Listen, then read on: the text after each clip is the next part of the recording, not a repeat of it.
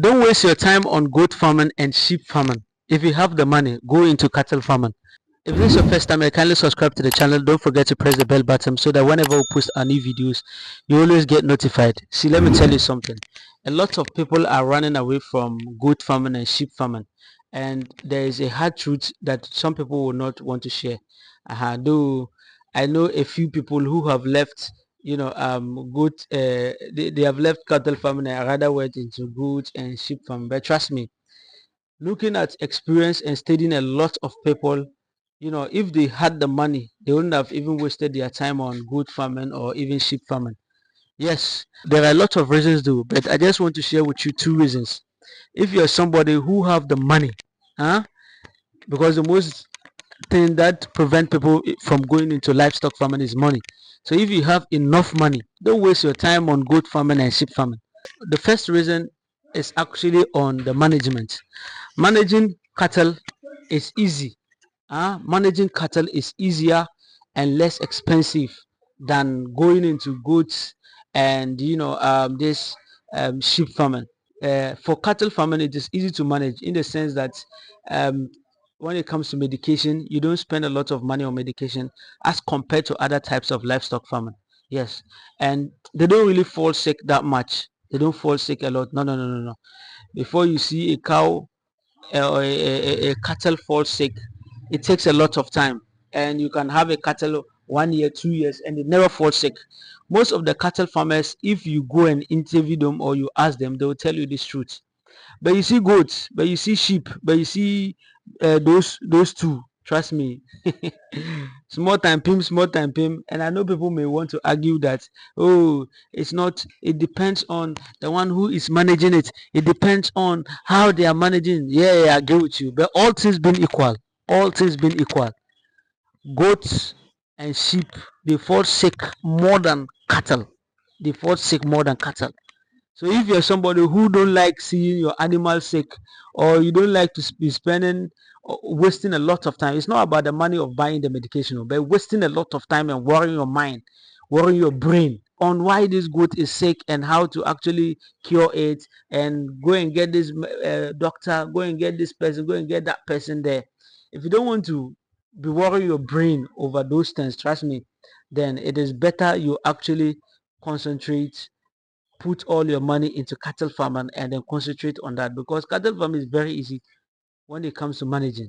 They don't fall sick anyhow. When you put cattle, like 100 cattle, and you put, let's say, 1,000 cattle, you put 1,000 goats, you put 1,000 sheep, and you rate the mortality rate, you compare the mortality rate at the end of 12 months or 1 year, the number of goats and sheep that will die will be more than the number of cattle that will die.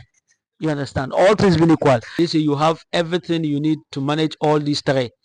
Trust me, if you are going to compare the mortality rate of each one of them, you realize that the first two is what you record a lot of mortality as compared to cattle. So cattle don't die a lot. No, no, they don't die by heart. But if you will investigate and ask goat farmers, and you will ask sheep farmers, if they will be honest with you, trust me, they will tell you that they record a high mortality. And don't forget, I've been into sheep farming as well. I've been into sheep farming and I know how it is. I'm telling you from experience. You understand? Though people may want to argue that, oh, when one cattle die is equivalent to 10 goats or 10 sheep die. You understand? But it is not about the number. It is about the frustration it gives you. I hope you understand. Or the frustration it brings to you and how you get worried.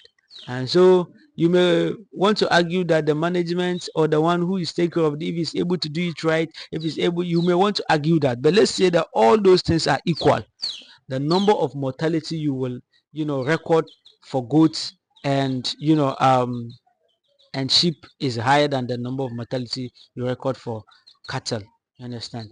Number two, which is the major reason why you need to actually consider going into cattle farming. Hey, they are fighting. Small one and you are doing giddy like that, just beating the other ones like that. So the most important reason why people actually consider cattle farming is that in Ghana, in Africa, there's always a ready market for cattle at any time.